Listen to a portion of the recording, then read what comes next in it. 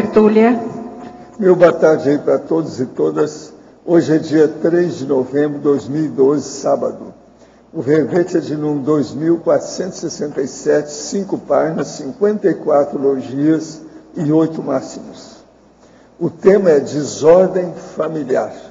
A especialidade é interprisiologia.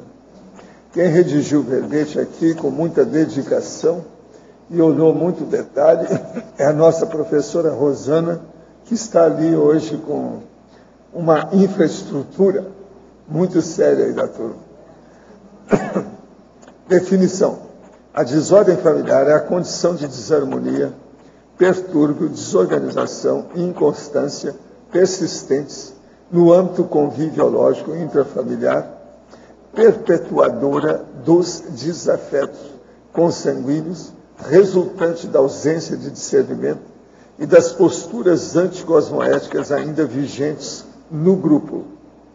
A necessidade do holopensênio pessoal cosmoético, a atmosfera patológica das desafeições intermináveis, a dificuldade do grupo desafeiçoado chegar às decisões cosmoéticas conjuntas, os maus hábitos cronicificados, a autovitimização de integrante do grupo reforçada pelos familiares, a patologia das crenças religiosas, interferindo no convívio familiar, o freio evolutivo da fé cega, a desordem interna refletindo a desordem externa, a desorganização financeira intrafamiliar, os desafetos mantenedores de ressoma grupal, a dessoma intranquila dos componentes do grupo, as parapatologias intragrupais, a paraparentela vinculada ao grupo pelos desafetos de ações pretéritas, a paraprocedência dos integrantes da família, os para-reagrupamentos evolutivos, o desassédio grupal, a implantação da TENEPS pessoal. Nós temos ainda argumentologia utópico sobre etologia, 9 comportamentos patológicos apresentados por um ou mais integrantes da parentela e que são sustentadores da desordem no núcleo familiar. Depois tem o tópico da terapeuticologia, com 5 técnicas assistenciais auxiliares na remissão de comportamentos disfuncionais intragrupais, favorecedoras de renovações sadias e fraternas. Na remissiologia de 15 verbetes, nós destacamos acerto grupo kármico, autodesorganização, carga da convivialidade, conflituosidade e consciência grupo kármica. Agora, a frase enfática. A desordem familiar resulta do acúmulo das microentropias diárias e dos pequenos gestos antifraternos, gerando acomodação mimética nas posturas anticosmoéticas e na patopensenidade. Você ainda é suscetível no padrão nosográfico da parentela genética? Já é amparador intrafísico da família ou engrossa o coro dos assediadores intramuros? A bibliografia específica, eu chamo a atenção, tem 7 fontes bibliográficas. Agora, a mega-análise aí com João Paulo são 20 itens. Patomimese, desacerto, desafeto, desentendimento e desorganização. Interrelação, intercompreensão, reconciliação, anticosmoeticidade, antifraternidade. Consanguinidade, intragrupalidade, psicossomaticidade, microentropia e antagonismologia. Interprisiologia, conflitologia, conviviologia, grupo karmologia e harmoniologia. Agora, o verbete hoje do dicionário é max para conscienciologia. O argumento é omnipesquisológico.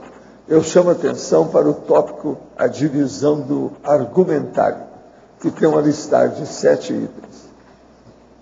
Agora aqui, questionamento. Sou baiano e tive criação espírita. Cheguei à Conscienciologia após assistir alguns vídeos sobre projeção astral no YouTube. Desde então, pesquiso sobre as novas correntes de estudo que abordam o espírito como sendo consciência. O senhor conhece o Moisés Zezagui? Ele é projetor veterano. Criou a instituição chamada SEC, Centro de Estudos da Consciência. Aborda o estudo com bastante semelhança à Conscienciologia. Alguma vez já se encontraram? Se não, o senhor não tem curiosidade em conhecer e debater com ele esses estudos? Ele disse que quando há uma explosão muito intensa em Hiroshima, o corpo astral e o mental são destruídos e a consciência deixa de existir. Qual é a sua opinião sobre isso? Olha, essa é a terceira vez que eu vou responder, que o povo já me perguntou sobre esse senhor. Eu não o conheço, e outra coisa, sou projetor desde os 9 anos, e outra coisa, eu fiz um curso de pós-graduação no Japão. Eu tenho minha opinião sobre isso. Isso tudo é besteira. Ninguém é destruído. O processo que destrói é apenas o corpo humano e as energias que acompanham o corpo. Mais nada. A pessoa, às vezes, fica um pouco chocada fora do corpo.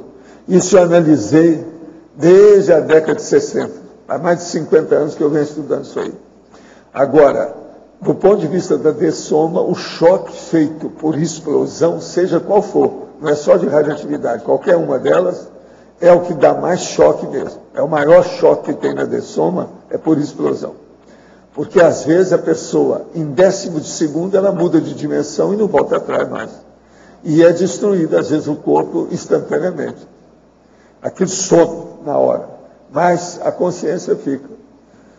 Agora, isso aí, essa hipótese dele é bobagem grande, besteira. Isso aí é coisa rudimentar, né, de quem está começando a estudar os negócios.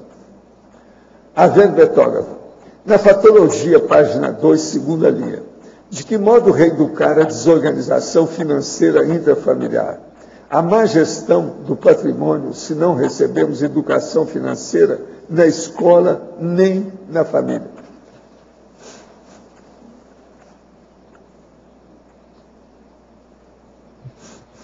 A má gestão do patrimônio. Eu vivi isso na minha família. Por causa disso que a inspiração do verbete de desordem familiar também foi um dos pontos. Eu acho que é desde a infância. O professor Valdo cansa de falar que tem cursos também, inclusive com o Roche, da PEX, ou de outras coisas da programação, né, existencial, do pé de meia. E a organização financeira intrafamiliar é uma coisa muito séria, porque isso reverbera até na Consciex, depois da dessoma. Tive experiências com isso também. Teve a desorganização financeira familiar desde a infância. Eu acho que desde o esclarecer a criança e se organizando entre a parte de burocracia também, qualquer coisa que você faça, tentar deixar isso em cartório, deixar isso organizado, deixar uma pasta organizada, porque com certeza no futuro isso vai pegar a família toda. Isso vivi muito isso aí na minha família. Isso deu muita briga, muita discussão. As próprias Consciex também, que não deixaram isso organizado, sofrem essas consequências. E o meio é a conscientização e esclarecimento desde a infância. Desde a da adolescência, depois no adulto, os bens, as coisas estando bem organizadas. Existem profissionais para isso, em cartório, e própria a parte burocrática, deixar organizado. Isso é o que eu penso, o que me inspirou a fazer o verbete. Porque eu sei o tanto de repercussão negativa que deu na minha família e várias outras que aconteceu isso. Na Fatologia, página 2, sexta linha. Qual é o ponto crítico das inter-relações consanguíneas?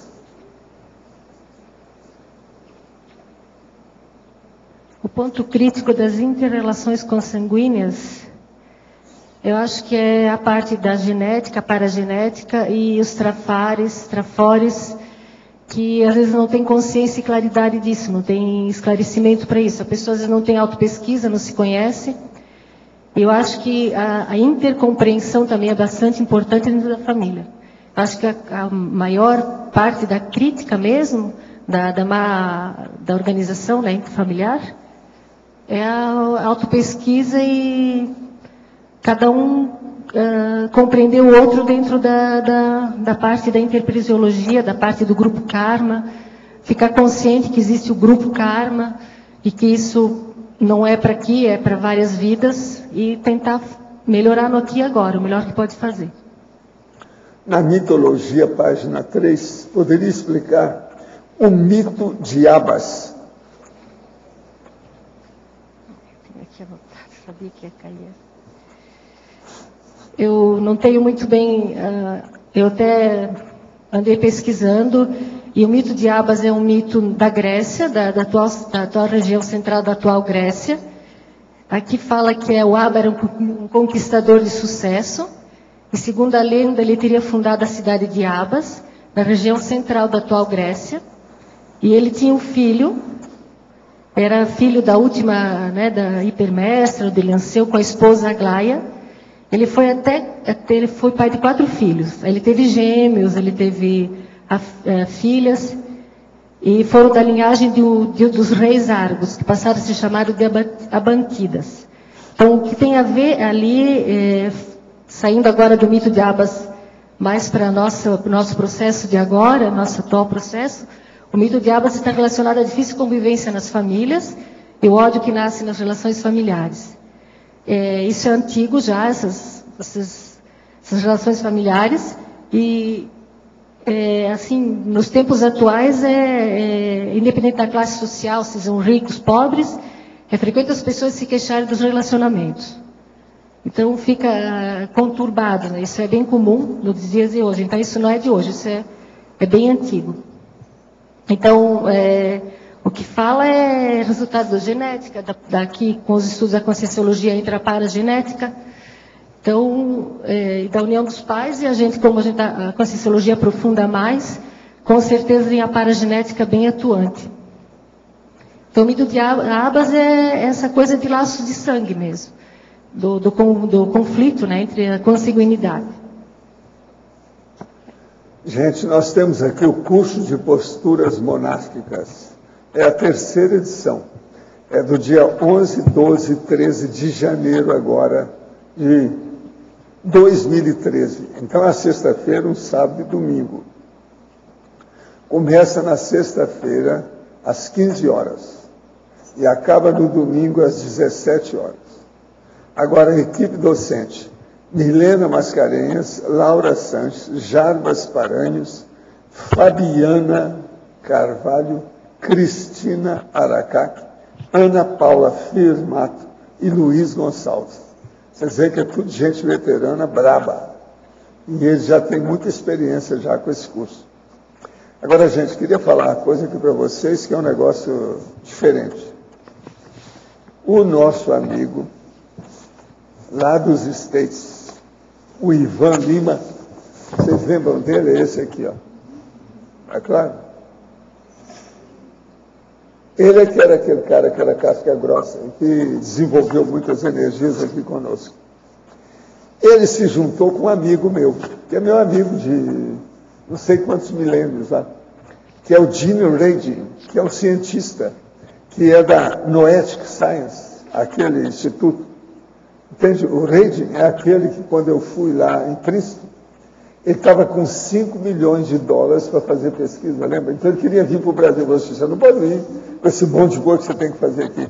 Ele está lá até hoje, já escreveu vários livros depois disso. Esse aqui é o Jim. O Jim é fora de série.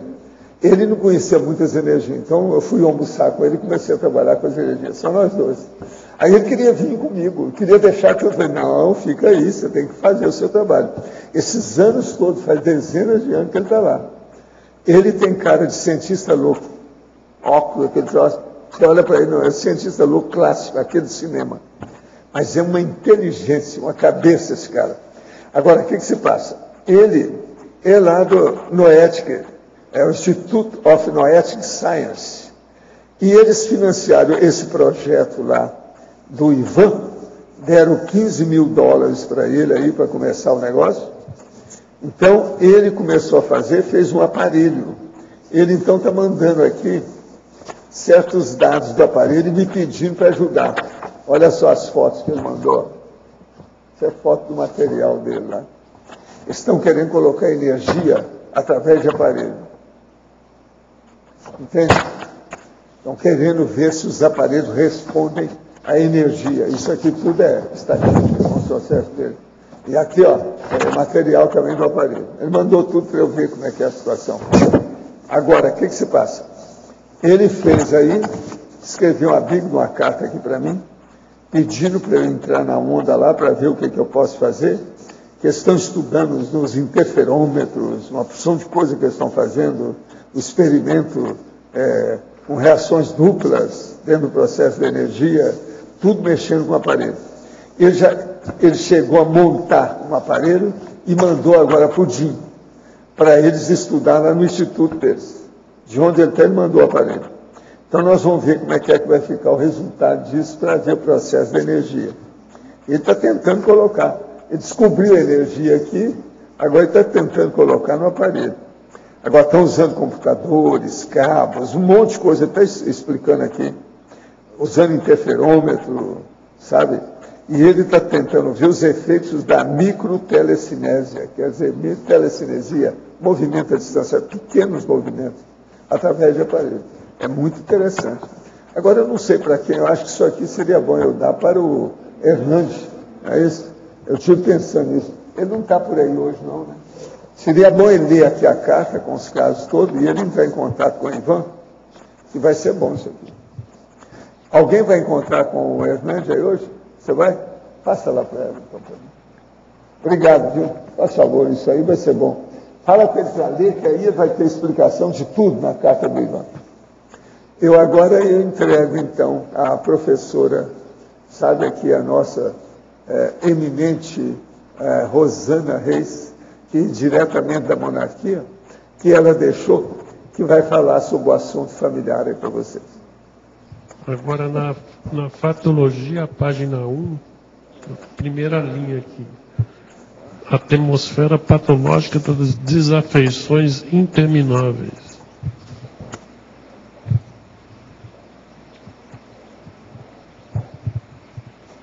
A atmosfera patológica das desafeições intermináveis.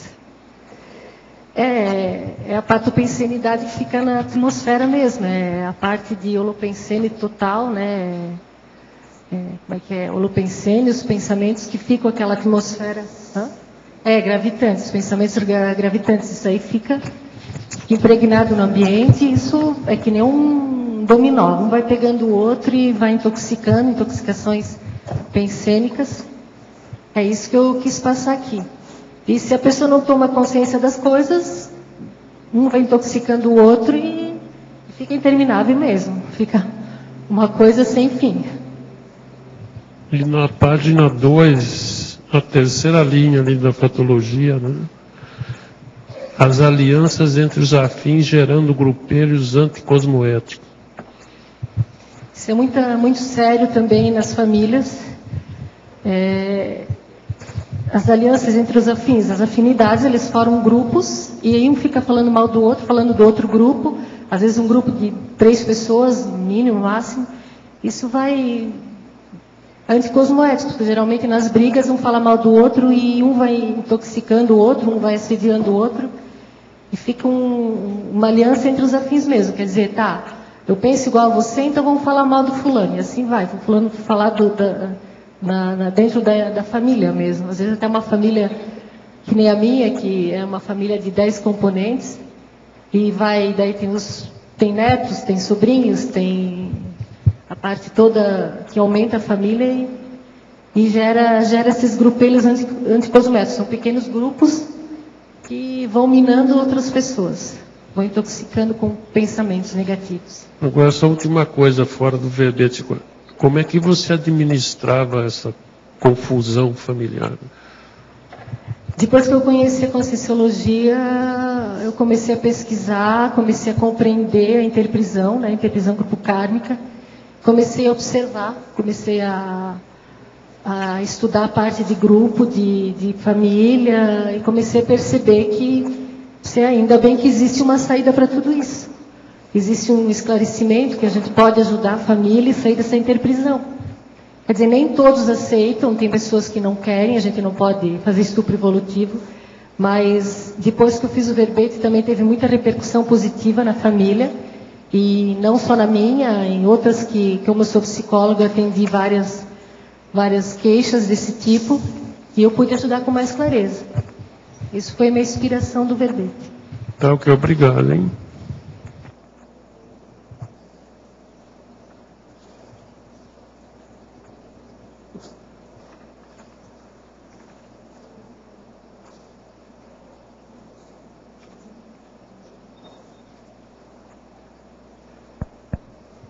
Na página 2, na quinta linha de baixo para cima, você coloca assim, ó, os anseios respeitados na hierarquia familiar, tais como o bem-estar dos genitores. O que você quis passar aqui nesse item? Os anseios respeitados na hierarquia familiar, tais como o bem-estar dos genitores, é a parte da doença crônica com os genitores, com os pais, que às vezes cria muita confusão, muita briga. As pessoas não pensam mais neles, as pessoas não priorizam o pai e a mãe, enfim, a pessoa que precisa de ajuda, né, que é o ciclo familiar, que a gente como filho agora pode... E deu muita briga também com isso. Eu não cuido, essa coisa de quem fica com quem cuida de quem. Então isso ficou... O que eu quis passar que a prioridade aí seria o pai e a mãe, e pensar como você vai cuidar dessa pessoa que agora está precisando de ti. Então, com maior clareza, maior organização. Então, o que aconteceu foi reuniões familiares e coisas para organizar isso aí. Porque, na realidade, isso pode... Eles não ficam tranquilos, né? Eles entram no rolo junto, porque eles não sentem que tem amparo nisso tudo, nessa confusão toda. Então, eu acho que o anseio principal é a hierarquia mesmo, né? Já que a gente está como filho, eles seriam a prioridade E muitos priorizaram os bens, priorizaram a casa, menos os pais que precisavam da ajuda. Sim. Rosana, aqui no ar. Oi. Eu queria saber, na página 2, segunda linha de baixo para cima, você colocaria a Proex grupal. Você já falou sobre isso? A Proex grupal. Qual é a pergunta? Eu queria saber qual é o sentido dessa expressão, a Proex grupal, nesse verbete. O sentido é de grupo familiar mesmo. A Proex você está ciente que você está nesse grupo, não é por nada, é por algum fundamento tem se você está nessa família. Então, a Proex grupal, se você está ciente do que você veio fazer aí, você vai colaborar e ter o exemplarismo, vai ajudar outras pessoas. Ok. O item seguinte, você poderia também, na mesma linha, né? A autoridade moral da liderança corporativa. É que dentro da família numerosa, que nem a minha, como exemplo, tem várias, né? Tem uma pessoa que às vezes tem mais lucidez. Então, às vezes tu pode... E às vezes ela é mais abordável. Às vezes tem pessoas que não são inabordáveis. Você não consegue nada, cabeça dura mesmo. Então, essa autoridade moral, às vezes é uma pessoa que sempre foi exemplo. Que às vezes as pessoas ouvem mais ela, né? E tem umas que não tem jeito, né? Tu chega perto delas, elas não querem saber de nada. Querem briga, mais briga e não querem ouvir, não querem entrar em acordo. Então, essa autoridade moral seria alguém da família que tem mais lucidez, que consegue passar, às vezes, abordar outras pessoas que são inabordáveis dentro da família. É isso que eu quis passar aí. Com cosmoética, né? Que é o principal. Rosana, aqui em cima, Tânia, no ar. Tinha outro na frente? Eu passei. Tá ok. É na página 2, patologia, na folha 2, a desordem interna refletindo a desordem externa. Você pode falar um pouco sobre isso? Sim. A desordem interna refletindo a desordem externa é que, como esse verbete fala em desordem, existe a parte da desordem externa também. A gente vê que a pessoa que não tem, às vezes, uma ortopensenidade, vive na patopensenidade, as coisas dela também no externo ficam desorganizadas. Até falando das coisas banais do dia a dia, do armário, do guarda-roupa até as gavetas, documentação. Então, às vezes, ela tem uma patologia até da paragenética ou genética que reverbera nisso aqui, reflete nessas coisas. Isso que eu quis passar. Tá ok, muito obrigada. Parabéns pelo verbete. Obrigada.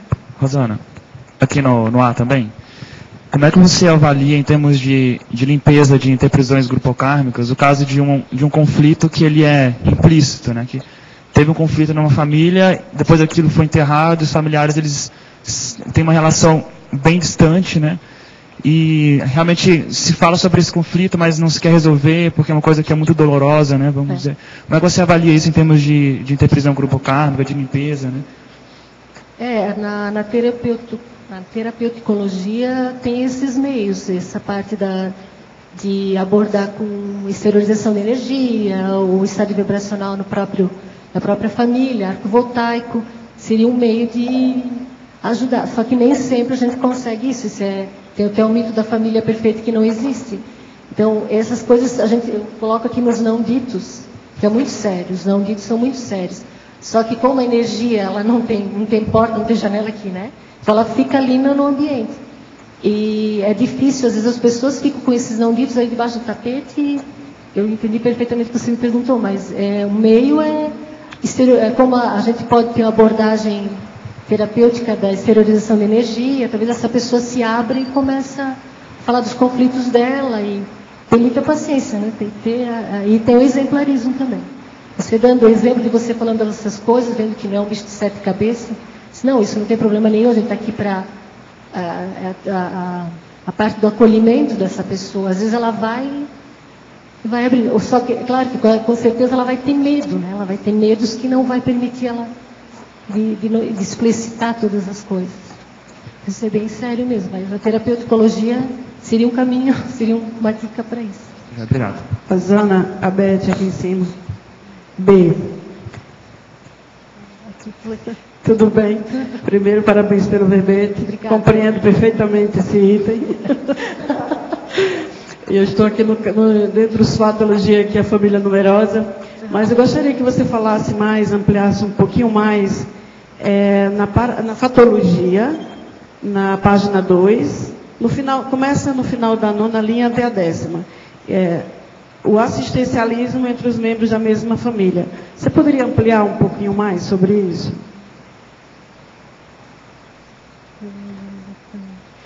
É que como a família é numerosa, na minha família tem 5 que estão estudando a Conscienciologia, isso facilitou bastante.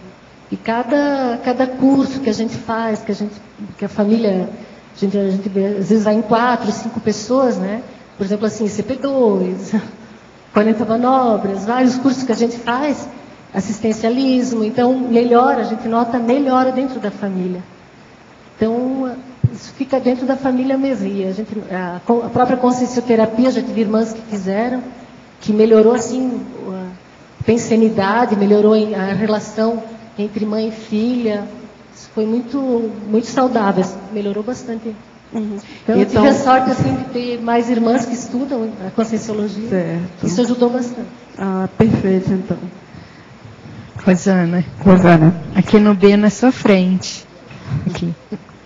Na parafatologia, você fala da implantação da TENEPS pessoal. Você já pratica TENEPS? Pratico.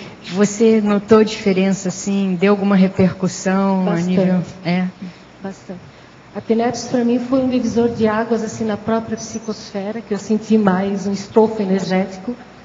E a cada 24 horas a gente renova essa energia. E os primeiros 6 meses foram bastante significativos para mim. E a TENEPS foi, assim, uma das terapêuticas bem... Eu tenho mais uma irmã que pratica também. Estou tentando, né, com 2 irmãs.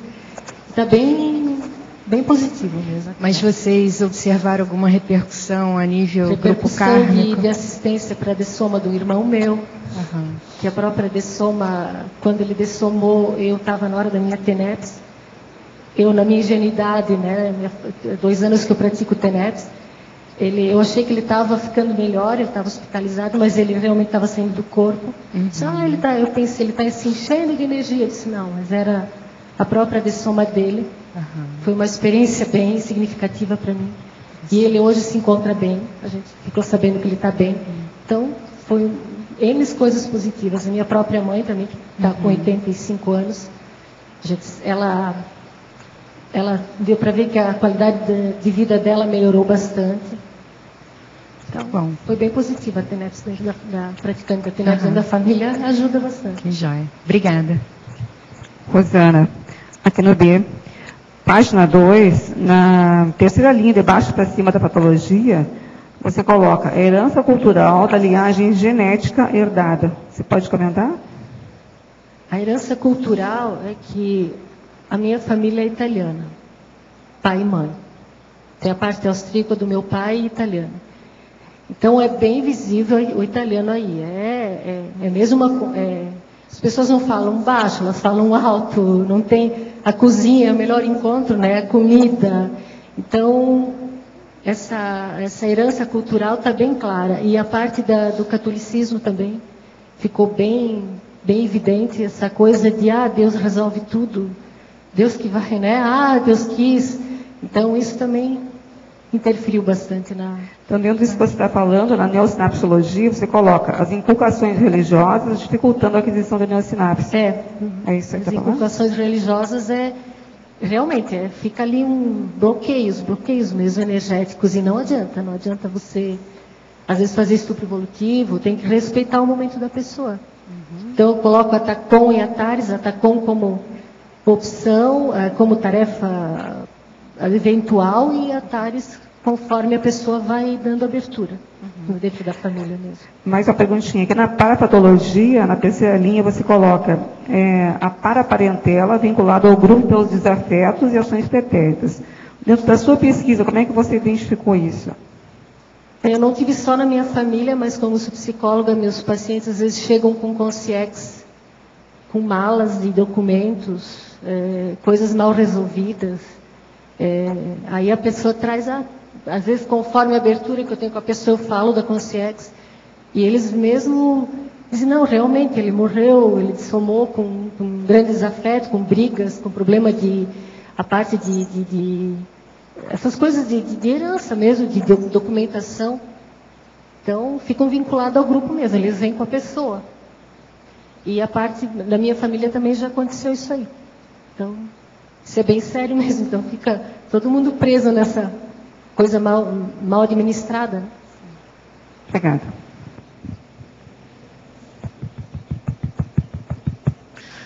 Professor Valdo, aqui na página 49, na Cosmopensinologia, no final da terceira para a quarta linha, o que é essa curiosidade auditiva?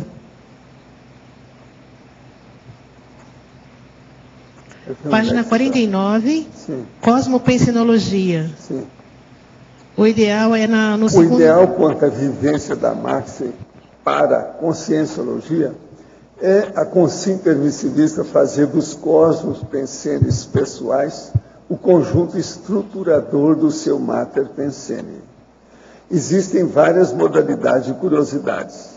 Auditiva, questionadora, pesquisadora, parapsíquica, crítica, prioritária, interessada, embasando as investigações quando são racionais. As realidades invisíveis aos olhos podem ser vistas com microscópio, telescópio, clarividência. Somente porque pesquisa e defende a exaustividade da técnica do detalhismo, não significa que o conscienciólogo seja mero catador de minúcias. Toda fantasia, lenda, saga, folclore, imaginação tem base em alguma realidade. Por exemplo, 1%. Na Max para a Conscienciologia, queremos realisticamente, no mínimo, 99% de realidade. Há pesquisas inúteis. Chifre em cabeça de cavalo, cabeceira em mesa redonda, inteligência em cabeça de fanático, gemelidade, consciências. Acabemos com as fantasias. O caminho da verdade relativa de ponto é único, ou seja, lógico. O esquecimento mata. Então, você veja, aqui eu estou falando que inteligência em cabeça de fanático é uma coisa que não adianta você procurar, que não tem. Agora... É isso que a gente quer falar. Isso aí é a Max para a Conscienciologia. Quer dizer que eu estudo a Conscienciologia do ponto de vista multinacional, o top de ponta. Uhum. Essa curiosidade auditiva, se eu poderia... Sim. O que a significa? Curiosidade auditiva é aquilo que você fica de escuta, não fala nada, só ouve. Isso é uma das maiores inteligências da pessoa. Porque na maior parte dos casos, nós temos que escutar mais do que falar. Então, isso é a curiosidade auditiva, é a fixação. Tem gente que vem lá falar comigo, o que ele faz? Eu só falo, não, eu vim falar com o senhor quer que o senhor fale qualquer coisa para mim. Agora, eu peço ao senhor para deixar esse gravador.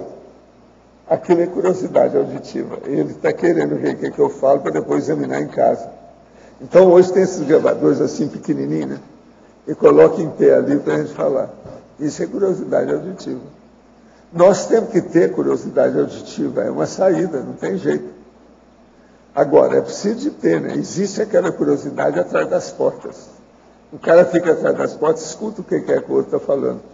Às vezes, um cara assassinou o outro. Tem um filme que começa exatamente assim.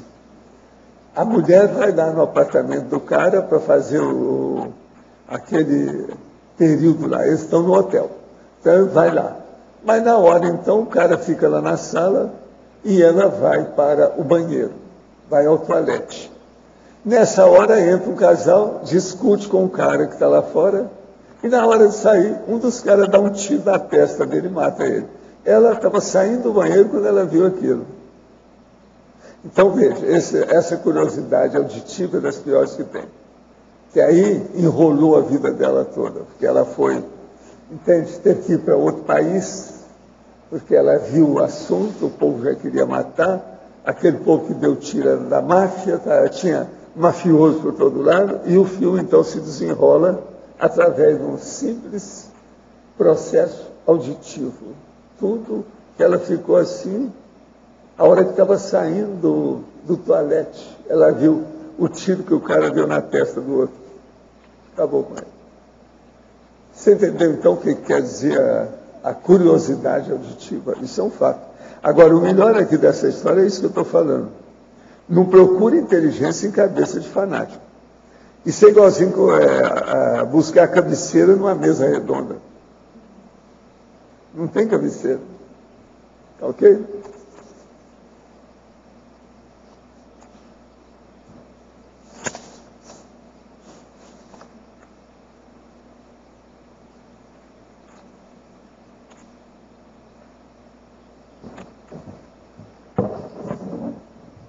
Professor, a gemelidade de consciências. Não existe gêmeos de consciência. Existem gêmeos genéticos de corpos humanos. E mesmo assim, eles não são idênticos. Aqueles gêmeos que eles chamam de idênticos, univitelinos, eles não são consciências idênticas. Ninguém é igual ao outro. Não existe gemelidade de consciência. Você entendeu o que quer dizer? Agora vejam, aqui ó, é um top pequenininho. Olha o tanto de ideia que tem nisso. É de propósito, para fazer a pessoa pensar. Isso é que é a Max para a Conscienciologia. Agora tem uma série de dados aí no argumento, né, no argumentário aí da história. Os tipos de abordagem, tem 7 tipos básicos para a pessoa pensar. Professor, ali quando o senhor... Aqui, ó, Zira. Aqui. Quando você coloca aqui, ó, crença maior, auto-engano. Toda crença, ela é lógica no sentido assim, ela é consciente? Ou tem uns períodos inconscientes que não, tem gente que acha que a crença que ele tem é a fé, que a fé é inteligente. Por exemplo, o Boboca do Allan Kardec falou sobre fé inteligente. Isso é, entende?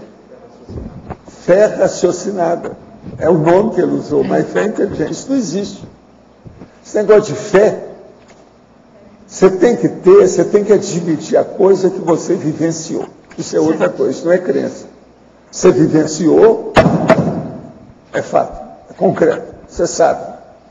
Não há elucubração, não há imaginação, não há aí uma concepção apenas teórica. Não. Você às vezes até suou para ter aquela experiência. Você vivenciou o processo, isso é diferente.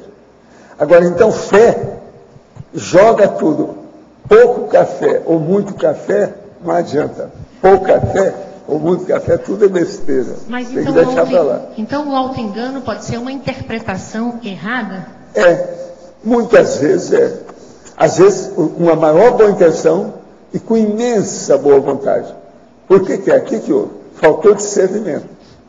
Por isso que eu vivo falando, o que a filosofia precisa, o que a ciência convencional precisa, o que as religiões e seitas precisam, todas as linhas de conhecimento precisam, é autodiscernimento.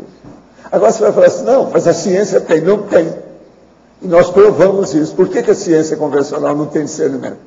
Porque ela não permite a pesquisa a partir da própria pessoa. A pessoa é uma usina de Itaipu de energia. E a ciência convencional ainda não viu isso. Tem discernimento? Não tem. Eles tinham que começar a ciência, ela tem que pesquisar tudo. Isso é que é a tese. Então tinha que começar pelo cientista. Eles não começam. Então eles não vê, o cientista não vê que ele tem energia. Foi isso que aconteceu com o nosso amigo Lima, que esteve aqui, que eu li aqui para vocês. Ele chegou e viu que tem, ele não sabia disso, que tinha energia consciencial nele. Ele começou a ver aquilo. Então agora ele está querendo ver se pega com máquina essa energia. Entende? É uma boa. É isso que a ciência tem que fazer. Eu falei com ele, Ivan, é por aí que você tem que entrar, vai nessa. Por isso que ele está apelando agora para mim aí, ó. Outra coisa, ele foi falar com um dos meus maiores amigos da parapsicologia, que é o Gino Reid. Esse é um gênio, esse homem. Ele é um dos únicos da parapsicologia que já pegou milhões de dólares para fazer pesquisa. O problema é que eles mexem muito com o computador, fica só enrolado nisso, nunca saiu disso, né? Agora não, com o Ivan, vamos ver se vai dar alguma coisa. Agora, o pior da história é que o Ivan está usando cada aparelho, cada um mais grosso do que o outro. Você queria umas coisas mais refinadas, né? Mas não pode, eles querem um negócio que precisa ser assim. Ele acha que tem que começar por aí. Agora, eu vou pedir para o Hernandes depois para entrar em contato com ele, para ver o que é que faz para ajudar. Sempre é bom, vamos ajudar. E eu vou pôr energia. Tem uns caras que eu conheço, extrafísica, que já mexeram com a ciência convencional. Eu vou dar aquela do... Cadê a Mabel? A Mabel que sabe. Aquele negócio do tipo do magista. Eu vou dar uma indicação. Você está entendendo? Para ele. Daqui para lá. Daqui para lá. Vamos ver se pega. Né? Pessoal da Metapsíquica. Tem uma turma que eu conheço, eu vou pedir para ir lá, para inspirar esse povo. Então, já que está assim. E pegar o Dino é muito bom. Talvez entrar em contato com esse casal que vem aqui fazer aquela análise, porque é um aparelho da Alemanha, que ele mexe com, o Ismael, que mexe com a energia do corpo. Eu sei, eu passei no aparelho, o que você quer? Eu passei. Bom, né? Mas olha, e sei lá, com o Hernandes, eles sabem tudo, eles vão entrar em contato com isso, eles vão entrar. Outra coisa, eu fui lá no aparelho, já passei lá nesse aparelho dele. Agora, você sabe, eu gosto de um aparelho que eu tenho atrás da testa, que fica aqui, você está entendendo? Nos lobos frontais, nos pré-frontais, que é a vontade. Esse aparelho, eu confio muito nele. Qual seria a recomendação quanto aos conflitos que acontecem entre pessoas que estudam a conscienciologia? Você quer falar alguma coisa? Porque isso também é familiar. É a família consciencial. Tá certo? Os conflitos que acontecem entre pessoas que estudam a conscienciologia. Os conflitos, eu acho que a conscienciologia, ela tem, por exemplo, assim, os trafares, trafores. Então, eu acho que um compreendendo os trafores do outro, isso vai gerar ciclos vamos dizer, de cura, de ter mais consciência. Então, conforme for, a pessoa a compreensão de novo, a intercompreensão de novo. Então, se vai existir conflitos entre a conscienciologia, vai, mas na realidade, se um olhar o outro como evolução, então todos nós estamos ajudando o outro a evoluir. Existe o conflito está aí, mas olhar o conflito com consciência. Então, isso aí vai ajudar a compreender o outro dentro da conscienciologia. Se você mudar a palavra conflito e colocar debate, você vai ver que é isso que a Conscienciologia adora. Nós fazemos o debatório aqui. Hoje, esse aqui já é o terceiro que eu estou fazendo aqui, ó. Aqui, nesse local, quer dizer, no tertuliário. Então, o debate é muito importante. Então, o que tem mais de, se você for considerar conflito, é conflito de ideia de quem está debatendo. Isso é a discussão técnica científica. Isso é muito importante, nós precisamos disso. Isso é muito sério. Agora aqui para você, Fatologia, página 1, final da terceira linha. Poderia abordar a patologia das crenças religiosas interferindo no convívio familiar e também, logo em seguida, o freio evolutivo da fé cega. Acabamos de falar de crença, acho que existe, a maioria das crenças são limitadoras. A crença fica internalizada na pessoa e ali ela vê o mundo, ela vê as pessoas conforme as crenças dela. E na família, cada um tem as suas crenças, cada um tem as suas ideias. Isso interfere também na parte da desordem familiar. Então, clarear isso, tentar ver, não alimentar certas crenças que limitam, trabalhar na limitação, onde a crença te limita. Então, o freio da fé, que é aqui, né? Agora aqui. O freio evolutivo da fé cega, a fé cega, já fala, ela é cega, né? Não tem... Então, Deus quer assim, não, porque Jesus quer... Não, Ele morreu por nós, então a gente transfere toda a nossa responsabilidade pessoal de consciências em evolução para fora da coisa, né? A síndrome da ectopia efetiva, acho que é bem isso também, que fala sobre isso. É aí que eu quis dizer o freio da evolutivo da fé cega. Então a pessoa não quer sair daí, é patomimese mesmo, aquela mesmice, não quer sair da fé cega. Agora aqui, efeitologia, página 2, final da primeira linha. Poderia comentar o efeito dos mal-entendidos?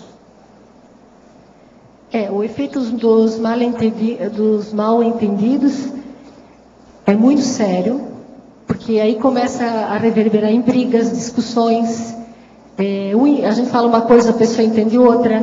Então isso é muito sério. Às vezes ela está levada pela emoção da raiva, do medo, ou da vitimização. E esse efeito dos mal-entendidos, com certeza, gera em brigas e desafetos. Agora, nós temos aí no verbete do BAC, página 52, poderia ampliar o item evoluciologia.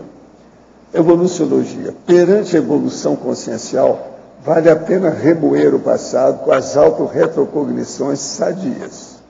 A parapercepção energética permite a você perceber o calor humano de cada holopensene ao modo de higrômetro das amizades. Higrômetro, vocês sabem, ele pega aí o processo principalmente de umidade, etc. Tal. Não é humildade, não, unidade, quer dizer, dá o processo mais líquido, aquoso, né, que fica impregnando as coisas. Agora, quem quer evoluir e pesquisar a evolução consciencial, seca os olhos e elimina as autovitimizações e queixumes. Os bustos do gênio dos séculos não lacrimejam, nem com os pingos da chuva. Não evoluir é regredir. Auto-mega-traforismo, 2 pontos. É a única nobreza. Crença, maior auto-engano. Então a gente pode falar para a turma da Laura lá do curso, que é auto-mega-traforismo, traforismo. É a única nobreza que tem. A monarquia já foi para o espaço. Então, isso tudo está dentro da evoluciologia. Agora, eu vou colocar aqui, os apriorismos fossilizam, que isso é lá do manual dos megapensentes em vocabulário. Agora, escuta, para você aqui, Rosana, qual a melhor forma de ajudar o grupo karma desorganizado? A exemplificação da auto-organização seria suficiente para ajudá-los, já que não é consciência nem abertura, não há consciência nem abertura dos mesmos, vejo que fui um dos poucos que superou esse aspecto e fica evidente as dificuldades que são geradas por causa disso. Isso é bem comum. Tem pessoas que eles são inabordáveis. Eu acho que autoexemplarismo é quase tudo. E a parte da empatia, de compreender o estado do outro, também ajuda. Na realidade, esse conflito entre querer que o outro mude é da gente mesmo. Então, a gente tem que fazer o que pode, fazer o melhor que pode. Não tem como mudar essa situação à força mesmo. É ter paciência e a parte da fraternidade, do acolhimento, e esperar, às vezes, uma brechinha. A pessoa sempre dá uma brechinha, às vezes, para te fazer um esclarecimento. Aí ficar atenta nas brechas que a pessoa dá para fazer esse esclarecimento. Às vezes ela fala alguma coisinha, tu vê que tem uma lucidez, às vezes uma pequena lucidez, que você pode fazer dentro do nível dela um esclarecimento. É isso que eu acho que é mais que exemplarismo, é isso aí. Gente, eu estou aqui com a cópia de um artigo que saiu no Correio Brasiliense, na seção de opinião lá do Judiciário, na publicação do dia 30 de outubro agora. Agora, o que se passa? Quem escreveu o artigo foi o Dr. Sérgio Bruno Cabral Fernandes, é irmão do Dr. Pedro aqui. Ele é promotor de justiça, coordenador do Núcleo de Combate às Organizações Criminosas do Ministério Público do Distrito Federal e Territórios. Agora, o que se passa? Esse palavra, mentira e mensalão é uma perfeição de artigo. Vale a pena ver. São 2 páginas aqui, ó, e isso veio aí pela situação, mas ele faz umas comparações com o processo e coloca o problema do judiciário lá em cima com esse julgamento do mensalão. É uma perfeição esse artigo dele. Se alguém quiser ler, ó, está aqui. Bom, vale a pena ver. Eu quero mostrar isso depois para a nossa turma de advogados, que eles não estão aqui hoje, né? A turma de para-direito, seria bom. Leia aí que vale a pena. É uma perfeição. Viu? Vale a pena. Ele é uma cabeça. Vamos ver se sai o livro dele logo, né? Agora aqui, a verbetógrafa. Minha família também é grande e é italiana. Há uma fuga do olhar para o problema real e uma ampliação dos problemas menores para fugir do que realmente é importante. Em sua opinião, o que ajuda mais nessas situações? Isso é bem comum também, que é uma fuga, eles disfarçam, eles não querem ver a coisa de perto. De novo, eu vou para a terapeuticologia, que a conscienciologia em si tem técnicas que podem ajudar, sem a gente precisar falar muito. Às vezes só exteriorizar e fazer uma higiene do ambiente, da parte de energias gravitantes negativas. Isso pode ajudar também. Só que são brechas que as pessoas, que o próprio familiar dá para você fazer esclarecimento. Mas tem o mito da família perfeita, que de novo, é intercompreensão. Não existe família perfeita. E tentar abordar o máximo que você pode o exemplarismo de novo ali, não tem outra saída. Exemplarismo para a coisa ir andando aos pouquinhos. A família, a parte que eles não querem enxergar, é bem sério. Só que, assim, no dia a dia, você pode dar o exemplo e, com o tempo, às vezes eles vão começar a ter mais lucidez e podem, às vezes, pensar direito, às vezes, repensar os desafetos. Tem oportunidades, até uma doença crônica que esse familiar vai ter, ele vai conseguir, às vezes, ter um pouquinho mais de refletir mais para ele mesmo e o que ele está fazendo para ele mesmo e para a família. A verbetógrafa poderia abordar sobre os maus hábitos cronicificados. Está na Fatologia, página 1, final da 2ª linha. Os maus hábitos cronificados, já diz, é crônico, estão ali agarrados no psicossoma, ou na parte da genética e paragenética. Também, de novo, é a parte da reflexão e da lucidez.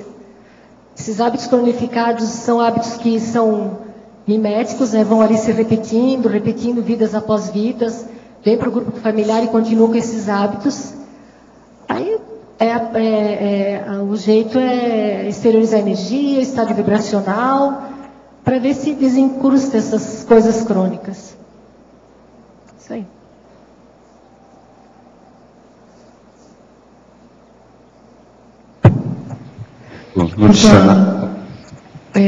Eu queria, aqui no B, Renata, aqui embaixo. Eu queria, se você pudesse aprofundar e falar da sua experiência, como que você agia na condição da hierarquia, né, da família? Porque às vezes a gente está numa condição que a gente está no nível hierárquico inferior. Então, assim, na família nuclear, o pai manda, a mãe direciona, a gente tem que obedecer. E muitas vezes esse direcionamento ele é patológico por causa dessa desordem que existe. Como que você lidava com isso e como que você saiu disso, se existiu na sua família? A minha experiência com hierarquia e priorizar a parte de pai e mãe é que a minha mãe precisou de cuidados, que ela está com 85 anos, e houve muita briga em família por causa a pessoa cuidadora não tinha condições de cuidar, né? Não era irmã, era um outro familiar e parente. Então, aí eu comecei eu mesma a pensar dentro da cosmoética, dentro da parte de priorizar o que é mais importante, é o cuidado dela. Aí a gente se organizou entre irmãs e a gente disse, não, nós vamos ter que mudar isso, porque a hora que ela dessomar, a gente não vai ter tranquilidade, porque a gente não fez o que tinha que fazer com ela. Então, ela não estava tomando a medicação certa, ela não estava se alimentando direito, então a dessoma dela ia ser prematura. Tanto que depois que a gente se organizou nesse ponto, ali foi priorizado a mãe, deu muita briga até se organizar, porque a pessoa em si estava na casa, então ela estava querendo ficar ali, né? Então deu muita briga até ela entender que ela não tinha condições, ela trabalhava fora, não precisava de cuidados extras, então deu muita briga na família toda, até hoje tem desafetos por isso. Então, assim, na minha mente eu tinha, assim, assistência para o que aconteça melhor para todos, dentro da família, e dentro da cosmoética, e a prioridade da minha mente era sempre a minha mãe.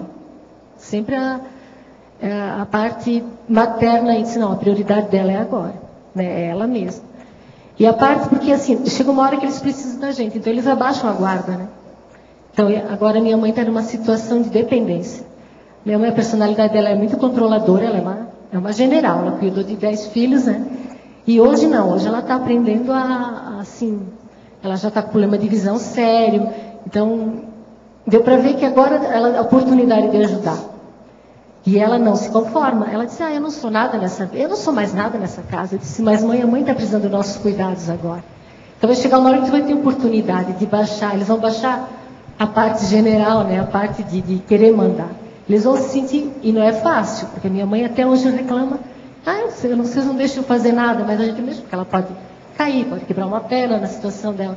Mas a personalidade dela é muito forte, é bem general mesmo.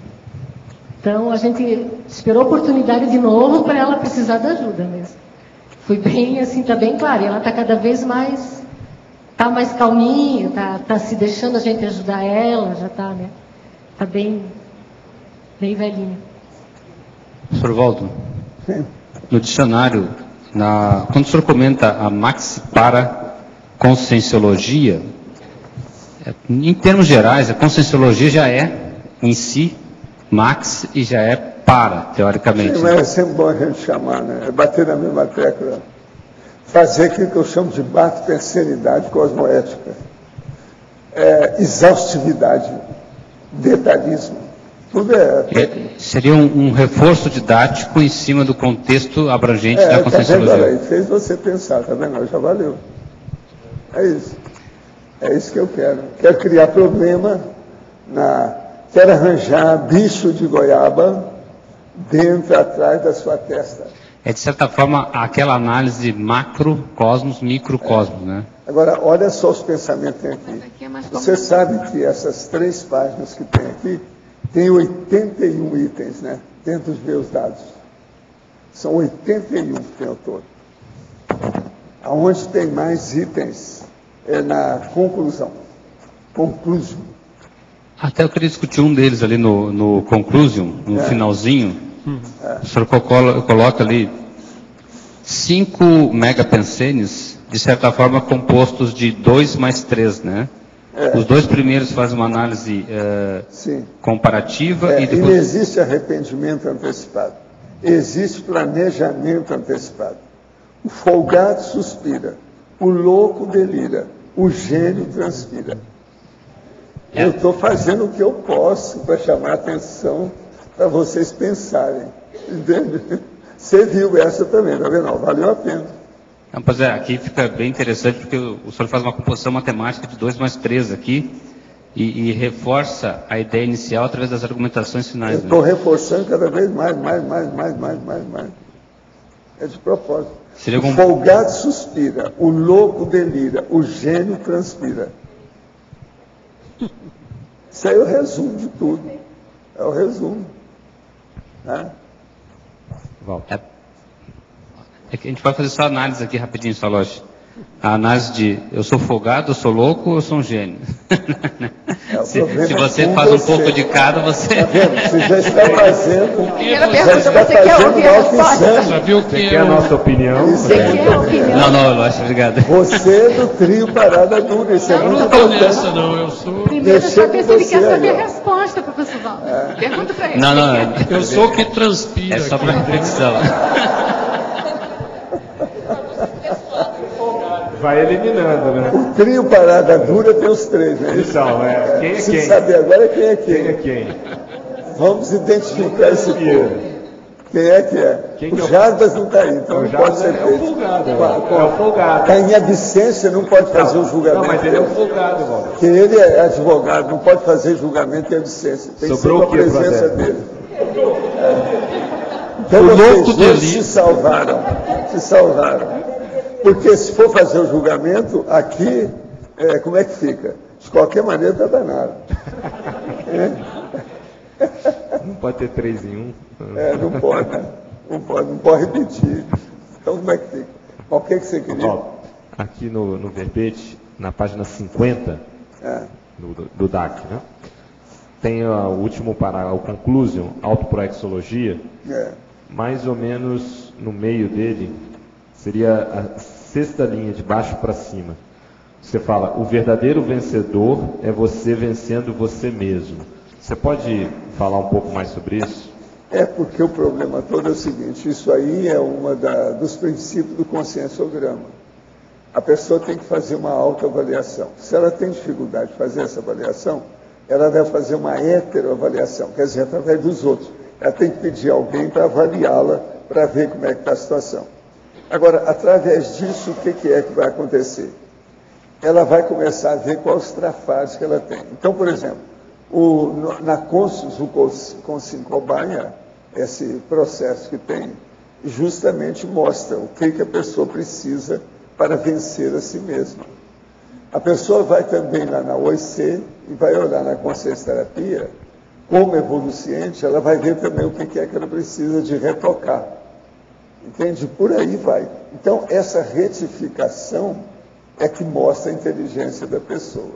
Processo de autossuperação. Autossuperação. Agora, por exemplo, quando vai estudar lá com você, esse povo já deve ter passado por essas outras ICs. Já está no outro. Porque lá já não está estudando a pessoa dele, está estudando o trabalho dele com a programação existencial.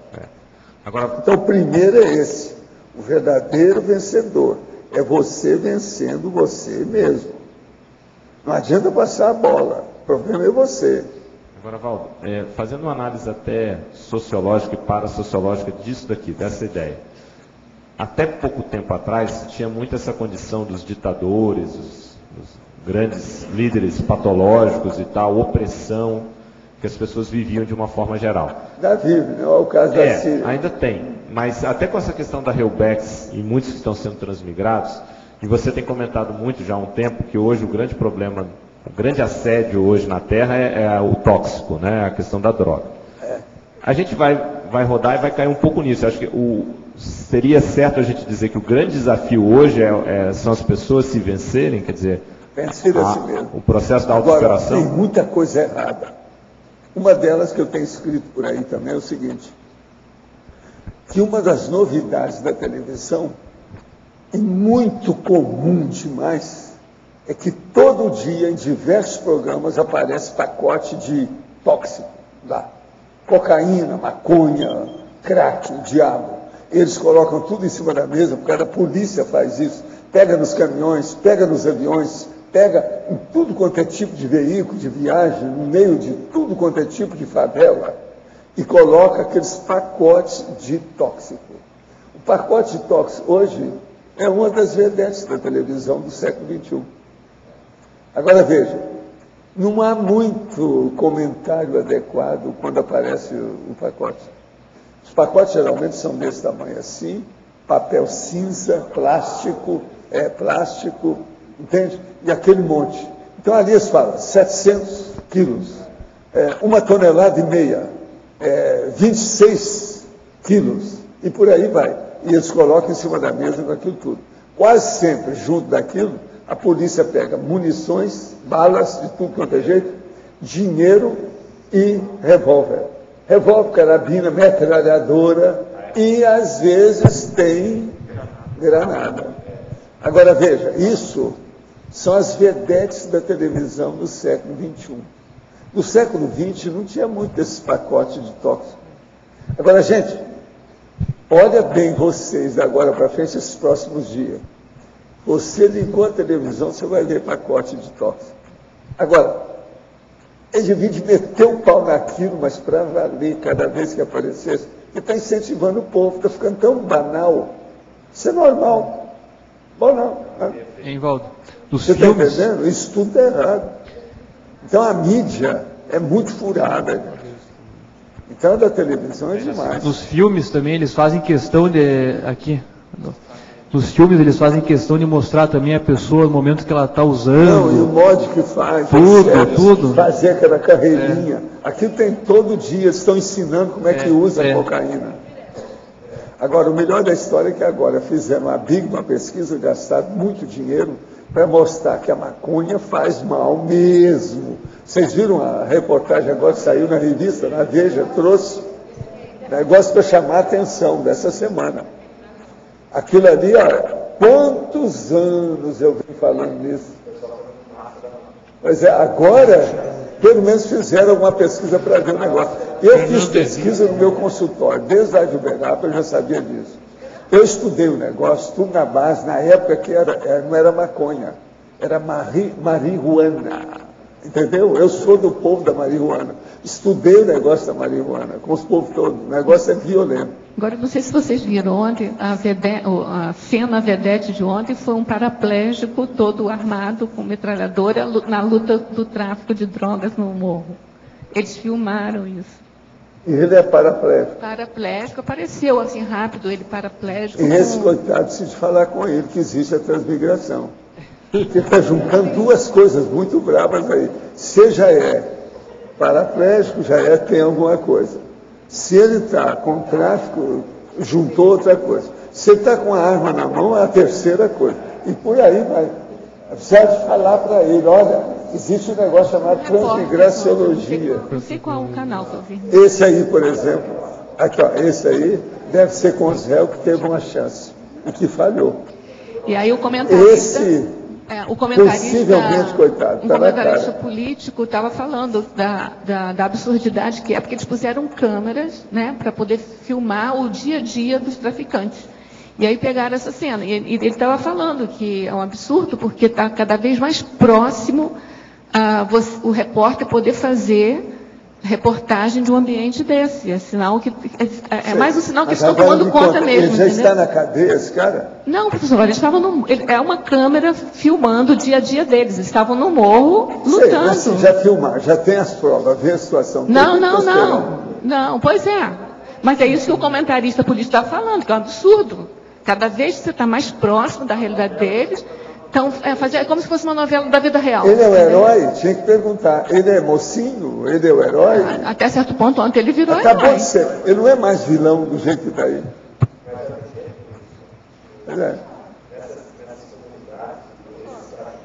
São considerados heróis. As crianças têm eles como referência.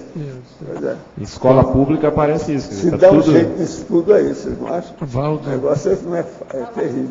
Mudando de assunto. Aquele escadinha já era assim. Na página 51, o complemento aí, eu tenho transpirado bastante aqui para entender a paramatemática. Mas tem a parte aqui, ela começa com precisão. Não, presta atenção. Aí tem 6 pensamentos além da linha básica. Lá do meio para frente, eu não entendi por aqui, que ó, tem 6 pensamentos. Eu vou ler tudo. Quer ver? Olha aqui. Para a matematicologia, urge aplicarmos o máximo de precisão e exatidão em nossos empreendimentos conscienciológicos libertários, segundo o princípio da paramatemática evolutiva. A diferença entre superaprendizagem e superdotação. A superaprendizagem é desenvolvida hoje. A superdotação é condição inata para a genética, construída através das vidas e dos séculos prévios. Toda genialidade, em tese, exige, por isso, muitas vidas, em muitos séculos, para ser alcançada. Assim, o precognitor é o paramatemático do futuro. Quer dizer, aquele cara, se você já está vendo o que vai acontecer com você, você já está fazendo a pré-intervinciologia para ser amanhã um líder assistencial depois da segunda dessoma.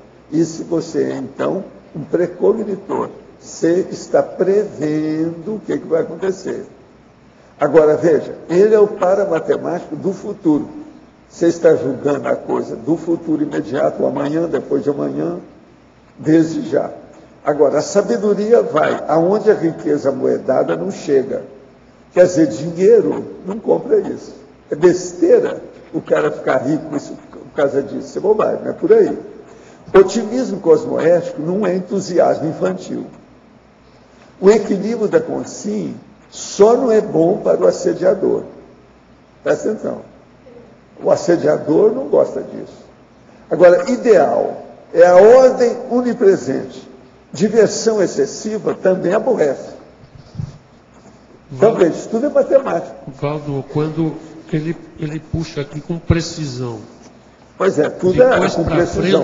Olha só as comparações que eu estou fazendo. Parece que tem tudo a ver com precisão para frente. Pois é. É isso.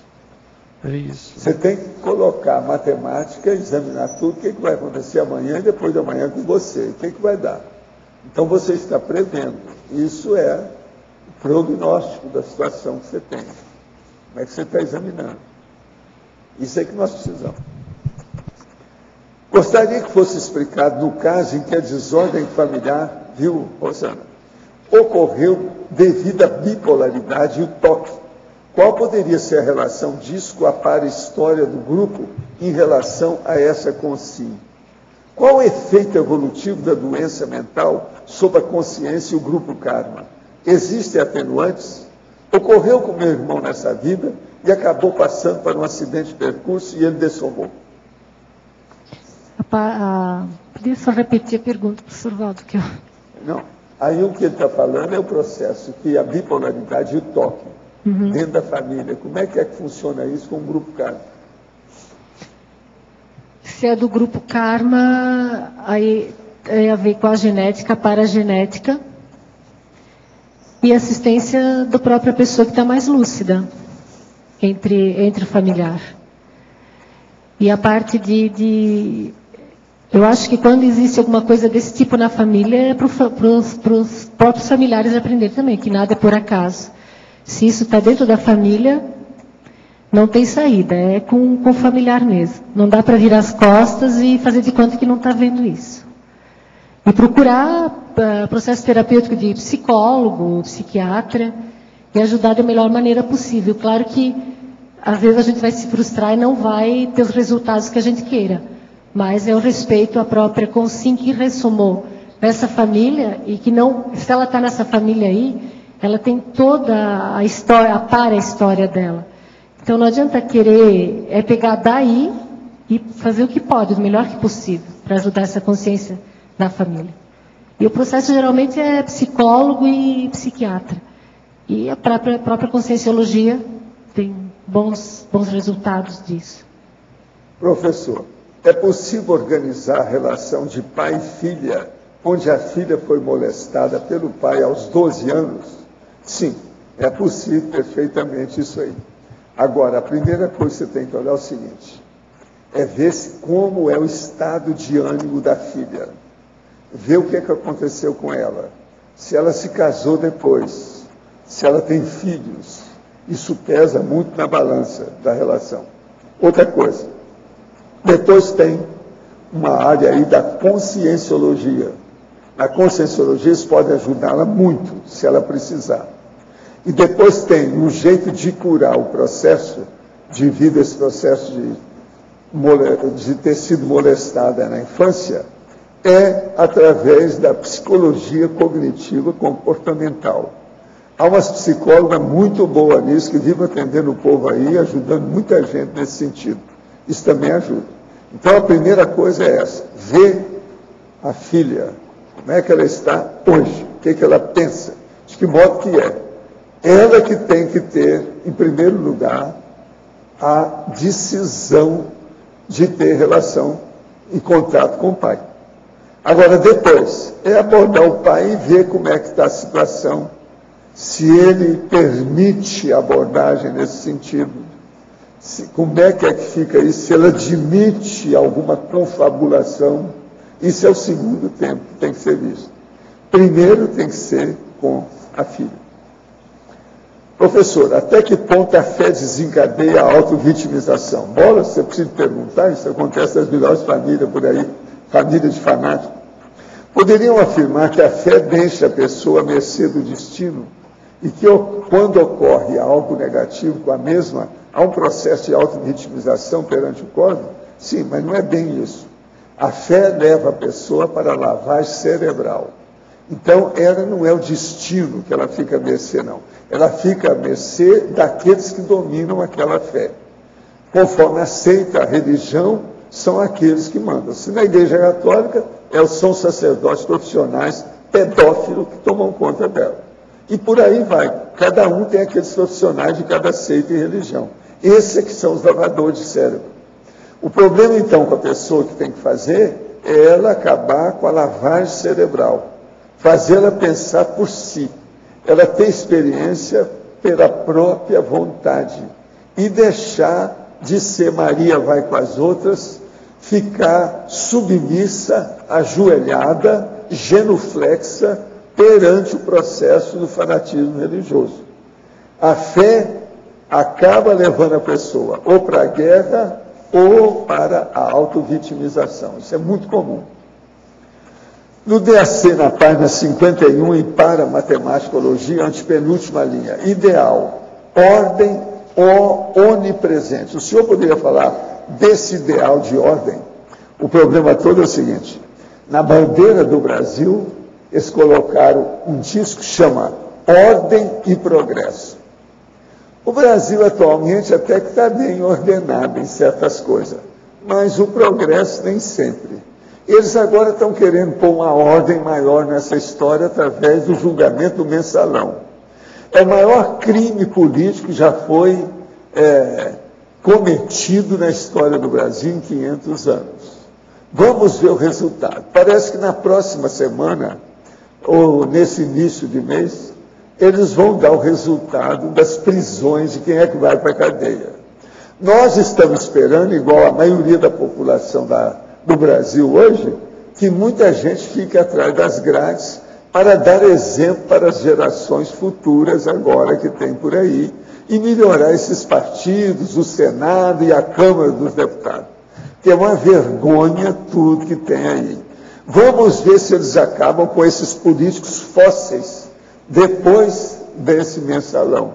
Está cheio de político ainda fóssil, bolorento, fedorento, fossilizado, que precisa de dar um jeito nesse povo. A turma já está sabendo quem é quem. Então, vamos dar um jeito nisso. Agora, o Brasil é muita gente que não tem mais ânimo com o processo de política. É uma pena. Eu acho que precisa de renovar isso aí. O povo tem um pouco mais de ideia, vamos dizer, cívica, de defender esse país. Arranjar um jeito para não ficar assim, tão negligente, tão indiferente com essa situação. Então vamos chegar aí e pensar no processo da ordem onipresente. Se o Brasil não quer seguir isso, você pode seguir. Então o que é que você faz? É o que nós recomendamos aqui. É fazer a técnica do processo da auto-organização. Um dos primeiros laboratórios que nós fizemos aqui é o laboratório da auto-organização. É justamente devido a isso. O brasileiro precisa de organização. As gerações novas são muito desorganizadas. A meninada, de modo geral, hoje, a maioria é desorganizada. Não tem a mesma organização, por exemplo, das gerações anteriores. Então, está uma bagunça danada. O processo da internet com a computação ajudou por um lado e piorou demais por outro, nessa questão de desorganização. Então, é muita gente desorganizada. Começa pela desorganização. Arranjar, por exemplo, só no visual das pessoas, você vê, tem aqueles meninos que andam com a calça, que o bumbum fica na região poplita, quer dizer, atrás do joelho. Sabe? O bumbum da calça. O negócio, tudo isso aí já mostra. Se ele não tem nenhuma expressão na força presencial dele, se ele anda de qualquer maneira, desorganizado, desleixado, relaxado, ele não dá valor nem para a pessoa dele. Como é que fica? Agora vocês vão falar assim, não, mas ele aqui é moço, não sei, moço o quê? Tem um monte deles. Hoje tem menina de 10 anos que já está dando a luz. Você não pode falar que tem moço, não. E outra coisa, está tudo errado, que essa maioridade penal devia diminuir. Tem gente que acha que a maioridade devia de ser aos 12 anos. Saiu agora uma reportagem falando isso. É muita gente no Brasil que já pensa que a maioridade devia de começar com 12 anos. O que adianta? O menino vai lá, mata os outros, daí a pouco ele está na rua. O da Atena, todo dia fala lá, Brasil, gente, lá na Band. Olha lá que vocês vão ver isso. Todo dia tem menino matando os outros, atirando, fazendo isso, fazendo aquilo, e fica por isso mesmo. Então, veja, tudo falta ordem. Agora, essa ordem, como é que nós falamos nela aqui? É a técnica da auto-organização. Então, a pessoa tem que disciplinar a vida dela. Para isso, então, que nós temos uma série de cursos, uma série de laboratórios, uma série de debates que tem aqui sempre, inclusive na tertúlia, orientando a pessoa para fazer a ordem na vida dela. Então, por exemplo, eu mesmo começo a falar, quando a pessoa se interessa pelo assunto da auto-organização, eu começo a dizer para ela, então, certas técnicas ainda mais sutis e avançadas. Aquela, por exemplo, a pessoa saber o que ela faz matematicamente na hora que ela levanta e vai ao banheiro. Quais os passos que ela é capaz de fazer todo dia. Aquilo é da rotina dela. Então, a maioria das pessoas nunca chegou a estudar os detalhes de uma condição dessa. Então, essa pessoa não é bem organizada. Quem se organiza sabe de tudo. E na hora que você se organiza, que tem ordem na sua vida, a sua memória melhora, o seu juízo crítico melhora, a associação de ideias com as coisas e as pessoas vai melhorar. Enfim, a sua cosmovisão se amplia. Você deixa de ter uma monovisão ou uma egovisão pequena para ter uma visão maior, panorâmica. Isso melhora a vida da pessoa demais. É o que a gente tem tentado aqui esses anos todos. As tertúlias existem para isso. Então, a primeira coisa, o que é que a pessoa tem que ordenar, disciplinar? Você vai falar assim, não, tem que disciplinar a marcha dela, o modo dela caminhar. Não, isso é importante, porque tem gente que anda assim, ó, igual macaco, igual gorila. Esse está tudo errado. Ele tem que andar certo cada coluna, porque senão mais tarde vai afetar a coluna dele. Aos 40, ele vai começar a sentir a coluna dele toda atrapalhada. Então está certo em matéria de andar. Ok, mas não é isso. A ordem mais certa é o que está aqui atrás da testa, é o que a pessoa pensa. Nós chamamos isso de linearidade pensênica. Ela tem que pensar dentro de uma pista principal que vai chegar a um objetivo, uma meta. Isso é que é a ordem do dia. É a ordem de todo dia. É a ordem ininterrupta. É a ordem contínua da vida da pessoa. Então ela tem que começar ordenando o que ela pensa. No entanto, tem a opção de gente que vai ler alguma coisa aqui, quando já está pensando outra coisa, é o devaneio. Acabou a ordem no pensamento dela. Tem outra que fica preocupadíssima na hora de dormir, perde o sono, da insônia. Que ela não sabe ordenar os pensamentos dela. Ela fica preocupada com aquilo que aconteceu durante o dia e não dorme à noite. Amanhã não vai resolver nada, porque ela não dormiu direito. Aquilo só vai piorando, e a pouco ela está lá, atrás de um psiquiatra para ver que está com insônia. Isso tudo é falta de ordem de pensenizar. Então, começa por aí. Agora, a verbetógrafa. Gostaria que comentasse o fato de que, quando ocorre uma crise familiar, os membros dessa família, muitas vezes inconscientemente, têm a tendência de achar que tudo tem que ser resolvido por uma única pessoa. O seu verbete é sensacional. Parabéns. O Daniel Ferreira de São Paulo está perguntando. O que ele comentou em o medos? O que ele está querendo é o fato que ocorre uma crise familiar, ele acha que só a pessoa que deve resolver. Quando a crise familiar, como é que é? O que você acha? Só tem um problema. Aí entra a visão dos trafares e trafores, que eu acho que cada um, eu vou falar da minha experiência de novo, que assim, eu sempre penso assim, cada um tem uma maneira de ajudar. Um pode por causa da parte de ter o dom, talvez, de ter mais paciência com a pessoa. O outro, por exemplo, assim, ali a gente se organiza para cuidar da minha mãe, a gente combina, hoje você vai ficar na casa de uma filha. Então, assim, com quem que tem predisposição, quem tem a possibilidade de ajudar. Então, de novo, organizar, fazer uma reunião familiar, que cada um vai poder colaborar com alguma coisa, e essa pessoa, às vezes, tem possibilidade disso. Às vezes, levar o médico. Então, quem tem um carro que poderia levar, que está dentro da sua possibilidade de tempo, do próprio emprego, se trabalha fora, ou tem tempo para, hoje vamos levar minha mãe no médico, então quem poderá levar? Isso aí é também direcionar tarefas e deixar claro e se posicionar. O importante é posicionamento. Não sobrecarregar uma pessoa só. E se você é essa pessoa que carrega todos nas costas, então teria que repensar, se posicionar e ver se não, essa pessoa hoje tem possibilidade de fazer essa tarefa, essa tem a possibilidade de cuidar da mãe hoje, ou do pai, ou do irmão, que às vezes precisa de ajuda. Então, cada um vai ter abertura para isso.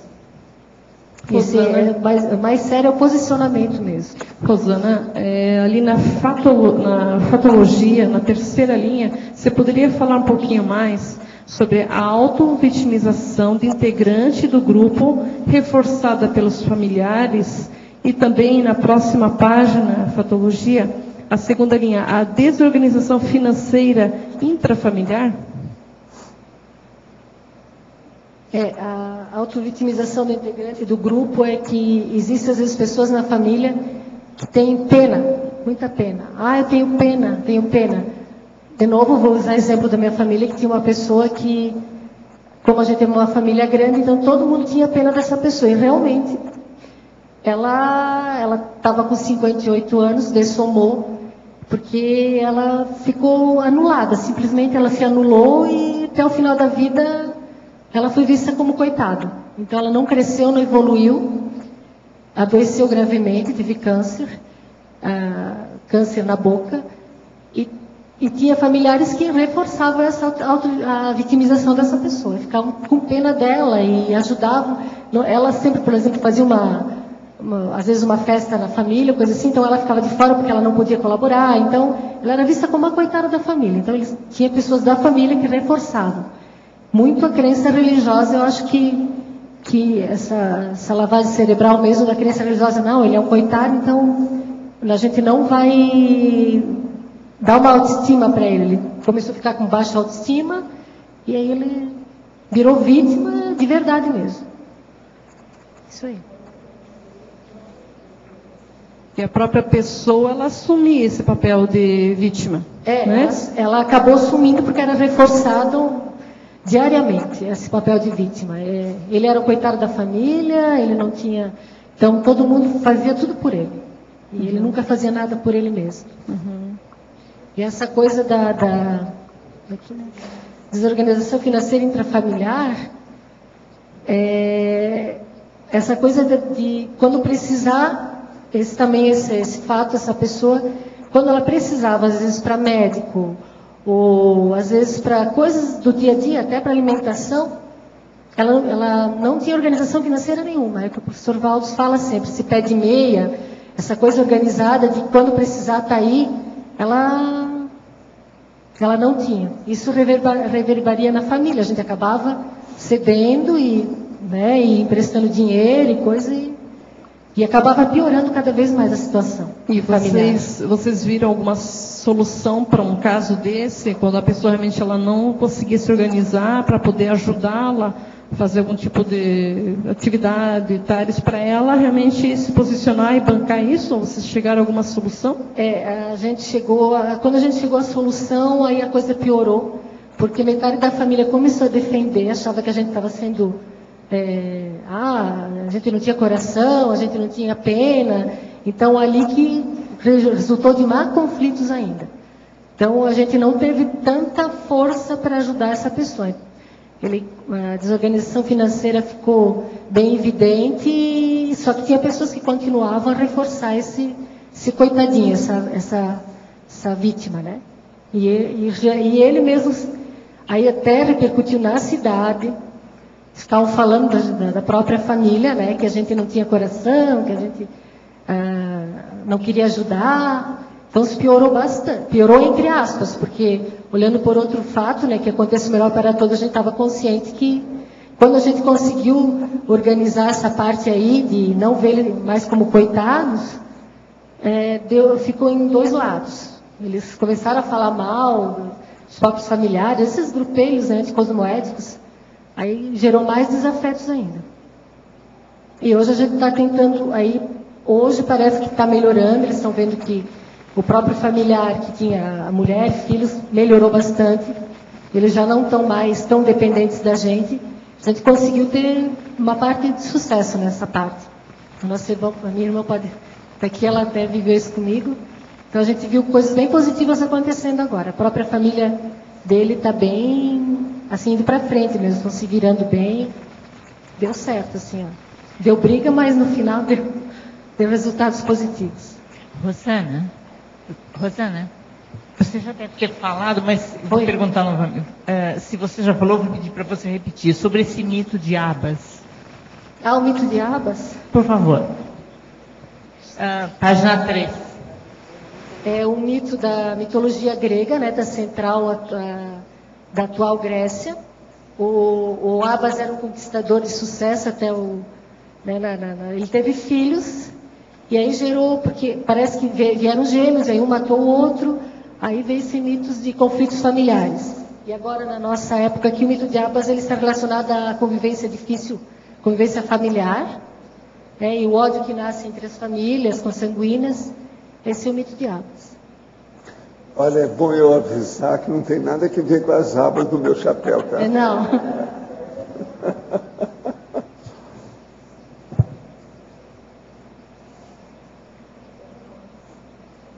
No verbete, no adendo, o senhor coloca a pré-intermissiologia, nesse parágrafo aí, o senhor começa no âmbito da Marx para a Conscienciologia.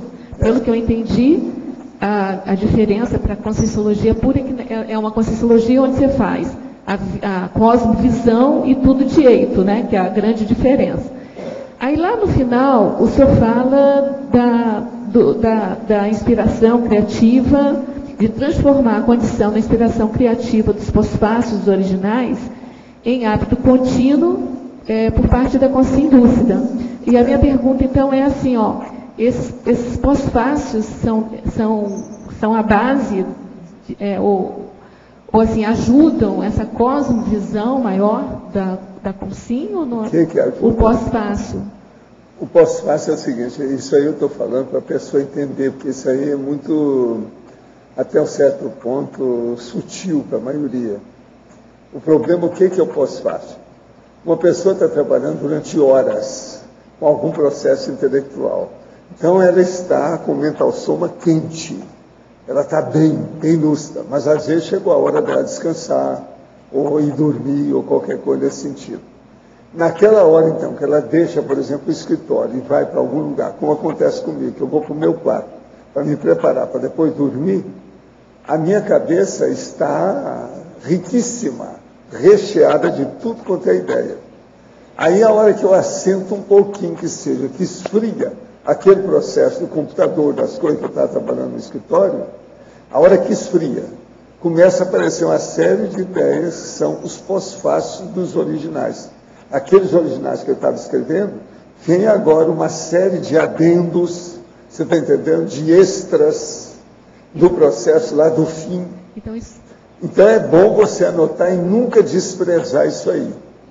Agora, a pessoa lá pela santa, como acontece comigo, a pessoa vai fazer isso de propósito. Isso já se torna uma técnica. Então, na hora que eu vejo que eu estou bem consciente, deixo aquilo tudo, eu desligo os aparelhos todos, caio fora do escritório, sento lá e começo só a pensar no que é que vem na minha cabeça. Entende? Eu faço como se fosse uma tábula rasa perante aquele turbilhão de ideias que eu tenho. E ali, então, eu vou. Isso aí, geralmente, enriquece tudo que a gente estava fazendo antes. Pois é, então, pelo que eu entendi, esses pós-fácios, assim, ele tem o viés de ampliar... Porque você estava com os originais lá no escritório, escrevendo. A hora que você achou que está tudo certo no computador, você desligou. Tem uma ideia aí você vai ver, não, mas tem os pós-fácios. Tem aquilo que vem depois dos originais. A hora que você terminou, que aí você está vendo outra visão. Porque antes você estava compondo o corpus daquelas ideias. Agora depois não. Você esfriou, você está vendo depois daquilo. O pós-fácil é sempre posterior, você está entendendo como é que é pós-fácil? Agora, olha, isso aí é seríssimo. Por isso que eu estou falando. O ideal é transformar a condição da inspiração criativa dos pós-fácios dos originais em hábito contínuo por parte da consciência lúcida.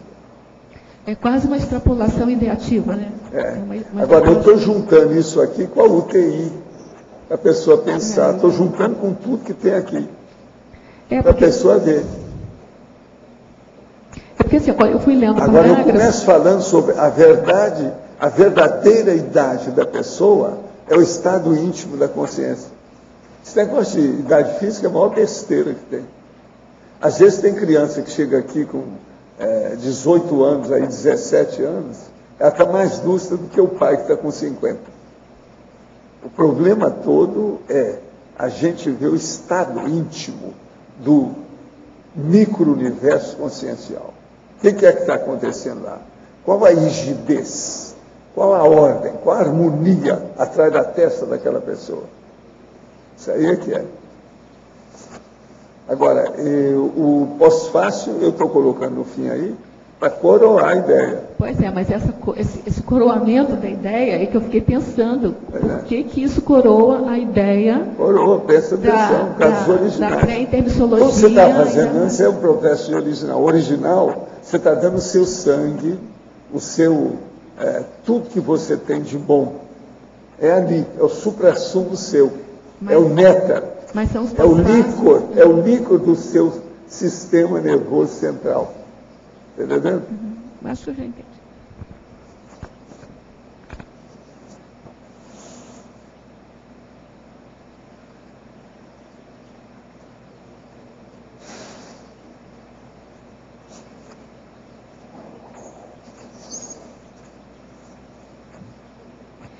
Rosana, ali na página 3, na trinomiologia, o primeiro trinômio, o trinômio concessão, abnegação e acerto grupo kármico. Você também poderia falar um pouquinho mais?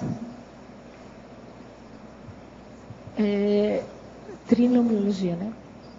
Concessão, abnegação e acerto grupo kármico. Concessão é a gente tentar equilibrar e fazer concessões mesmo. Isso existe muito entre os familiares. Esperar a hora certa para ajudar essa pessoa. E às vezes fazer concessão, às vezes tu estás mais lúcida, e às vezes tu vê que essa pessoa não está preparada às vezes para ouvir ou para fazer certos acertos, e tu respeitar o momento dela. E abnegação também às vezes abnegar de certas coisas em favor dela, para a evolução dela, e ficar observando, ver como ela evolui dentro dessas coisas de desafetos. Essa abnegação é muito séria, porque às vezes tu tem que se abnegar. Às vezes a própria mãe, a gente como mãe também, essa abnegação acontece muito. De se abnegar de certas coisas em favor de outras pessoas. E quanto mais lucidez, a gente consegue usar esse trinômio bem atuante. Certo, e porque, é só uma curiosidade, porque na interaciologia você colocou assim, a interação entre irmãos, e não outros familiares, especificamente os irmãos? A interação entre irmãos porque foi minha própria experiência. Por causa, a minha mãe não estava em condições ela estava nas nossas mãos nesse momento de doença crônica. Então a interação entre irmãos foi muito importante. Foi por isso.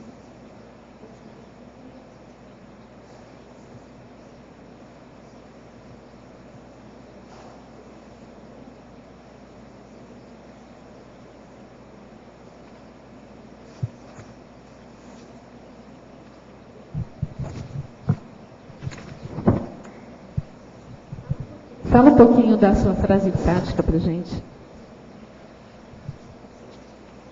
O que são essas microentropias diárias? O que você está considerando micro? Assim? Micro são pequenos mágoas, pequenos desafetos, pequenas palavras que magoam, e a pessoa vai guardando, vai dramatizando isso e vai ficando grande. Chega uma hora que a pessoa perde a própria lucidez, está ali mergulhada na mágoa, está mergulhada e fica uma desordem interna mesmo. A pessoa não consegue mais perdoar, não consegue mais sair desse embrolho, dessa confusão até mental, né, pensênica. E a ideia de pequenos acúmulos, né, pequenas desordens diárias. Então, se você, por exemplo, tem um desafeto com alguém, logo vai lá, tenta conversar, tenta refletir, resolve essa coisa, isso não vai ficando para frente, isso não vai puxando, não vai ficando maior. Porque aí a pessoa vai conversar com outra, não vai conversar com a pessoa que magoou, e assim a coisa vai crescendo. Vai ficando uma macro desordem, né? E a acomodação mimética, os diários de pequenos gestos antifraternos, né? E a acomodação mimética é aquela coisa da mesmice mesmo. Ah, não, hoje não. Ah, eu não consigo perdoar. E vai acumulando, né? E vai pensando mal da outra pessoa, e vai criando patopensenidades, e a coisa vai ficando uma macro desordem mesmo na família. E pode gerar até coisas mais sérias. A interprisão vai começando a ficar mais séria, pode acontecer brigas mais feias, pode acontecer até dessomas por violência. A coisa vai ficando grande, a coisa vai ficando uma macro desordem na família. Rosana, aqui no... Você detectou essa questão da desordem a partir de que momento? Foi a partir da doença da sua mãe, ou você já detectou antes essa questão da desordem familiar? Quando é que você se deu conta da desordem? Sempre. Só que aí a lucidez veio quando eu comecei eu mesma, assim, não ter mais dúvida do que eu achava que era. Então a Conscienciologia me ajudou bastante a dizer, não, Rosana, é por aí mesmo. Tu não estás maluca, tu não estás esquizofrênica, nada, é isso aí mesmo. Tu não estás neurótica, é por aí. É isso que eu comecei a perceber, e com a lucidez da interprisão, da dessoma, né, que a gente continua, isso aí que acentuou mais a coisa. A partir desse momento houve um alívio, de certa forma, dos teus autoconflitos, e você conseguiu analisar a coisa mais isenta, é isso? por meus autoconflitos, eu fui percebendo que tinha como ajudar, tinha como melhorar, tinha como me auto-melhorar também e ajudar o meu entorno. Né? Primeiro, minha família nuclear. Okay. E claro que outras famílias, porque depois do verbete ficou bem claro. Eu, como psicóloga, pessoas geralmente sempre têm, né, conflitos e mágoas. Então, isso me ajudou a eu atender bem na assistencialidade e aumentar, mais lucidez, aumentar a lucidez para os ajudar. Casos devem ter aumentado para você também. Os casos similares aumentaram para você também, né? Era muito interessante. O verbete, assim, teve uma repercussão ali bem grande. Aí a gente começa a ver com mais lucidez as coisas, né? Começar a compreender a dinâmica da coisa. Ok, obrigado. Rosana, durante essa convivência com esse imbróglio familiar, você chegou a pensar em assisti-los durante a vivência com eles, em fazer assistência com eles? Né? Como assim? Você, quando conviveu com essa família dentro dessa desordem toda, você pensou em assisti-los? Fazer assistência com a sua família? Quando tinha consciências abordáveis dentro da família. E a gente tem que respeitar a parte de cada um. Então, tem pessoas que hoje e eu respeito, não tem como. Mas é aquela coisa de ficar atenta. Cada brechinha que eles dão para, às vezes, fazer um esclarecimento, para ajudar. A gente ajuda, mas bem tranquilo. Não estou fanática em melhorar tudo, organizar tudo na família. Está bem tranquilo, assim, está bem... Fazer o que a gente pode fazer, o mais bem feito que a gente pode fazer. Dar o exemplo e ir em frente. E a pessoa que às vezes está ali aberta para assistência, a gente faz assistência. Aquela que não está muito, né? Então a gente respeita. Tá, ok. Agora, nós esperamos, Rosana, mas sem verbete seu. Você viu que o seu verbete está sensacional. O rapaz falou aí seriamente lá de São Paulo. Olha bem isso, hein? Os nossos comerciais, por favor. Obrigada. As pontuações da tertúlia de hoje foram 68 assinaturas no livro de presença, 23 perguntas presenciais e 16 perguntas respondidas online. O Colégio Invisível da Dessomatologia gostaria de lembrar a todos para participarem da pesquisa de opinião que está sendo feita no estande que está à frente à recepção do CAEC. Hoje vamos ter 5 recados. Loge, balanço existencial, Melissa, curso superando o medo da morte, Nilma, fundamentos da conviviologia, Eduardo, SCP-2, FOS, e eu vou falar sobre as teáticas do CPC. Pessoal, boa tarde. Eu gostaria aqui de convidá-los para o curso Balanço Existencial, edição de 2013. Nós vamos ter isso nos dias 9 a 12 de fevereiro, período do Carnaval. Então é a 11ª edição deste curso e vai contar com o objetivo de ajudar a pessoa a fazer um verdadeiro inventário da sua vida, levantando seus erros, acertos, conquistas, omissões, realizações, e a partir daí então poder fazer um balanço, uma avaliação dos resultados que ela vem obtendo na programação existencial. E, na sequência, elaborar um plano de ação. O que ela pode atingir, realizar nos próximos anos a fim de ampliar a sua performance dentro da ProEx. Nós vamos contar com em torno de 20 professores, uma série de atividades dentro do próprio curso, e aí contamos com a participação de vocês. Muito obrigado. 9 a 12 de fevereiro de 2013, ano que vem. Boa tarde a todos. O IPC convida você que se interessa ou quer desdramatizar o assunto de soma para participar do curso Superando o Medo da Morte, que acontecerá em Foz do Iguaçu. O curso será dia 11 de novembro, domingo à tarde, com duração de 5 horas. E haverá uma palestra gratuita dia 8 de novembro, quinta-feira, às 19 horas. Para informações e inscrição, telefone 45 2102 1448. Boa tarde. Faltam 5 dias para a realização do curso Fundamentos da Conviviologia. Onde você considera que vem convivendo? No fronte da batalha ou no acostamento? Convívio interassistencial é o tema da aula inaugural desse curso, com a professora Marina Tomás. Aos alunos interessados, lembramos que será nos dias 9, 10 e 11 de novembro. Obrigada.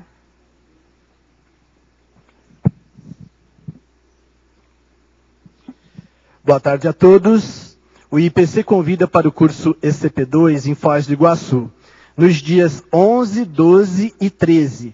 É terça, quarta e quinta de dezembro, tá? Esse curso, ele é até para viabilizar aquele pessoal que vem de fora, passar uns dias aqui em dezembro em autopesquisa, pode estar se agendando para na terça, quarta e quinta, 11, 12 e 13, estar participando do ECP2. Ele é um evento que antecede o congraçamento e a comemoração de 25 anos do IPC. O ECP2, lembrando que é um curso de campo, com imersão em hotel de 3 dias, temos os debates à tarde, e ele permite um espaço, né, sem as interferências externas dos heterossédios, para que a pessoa faça reflexões, se fortaleça, tome decisões e possa ser mais assistencial lá fora no dia a dia depois do curso. Então o EPICOM será o professor Hernande Leite e o telefone 2102-1448. Organizem-se.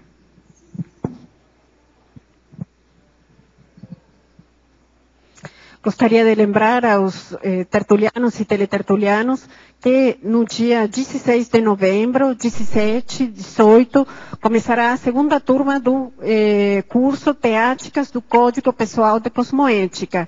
Este curso acontece em 2 módulos, o primeiro vai ser agora, em novembro, o segundo módulo será em fevereiro, dia 1, 2 e 3 de fevereiro. O curso visa a construção do Código Pessoal de Cosmoética, para quem já fez seu aperfeiçoamento, através de técnicas bem práticas, para que todos possam sair com o código feito. Quem estiver interessado, por favor, se apresentar na recepção do CAEC ou através do telefone 45-3525-2652.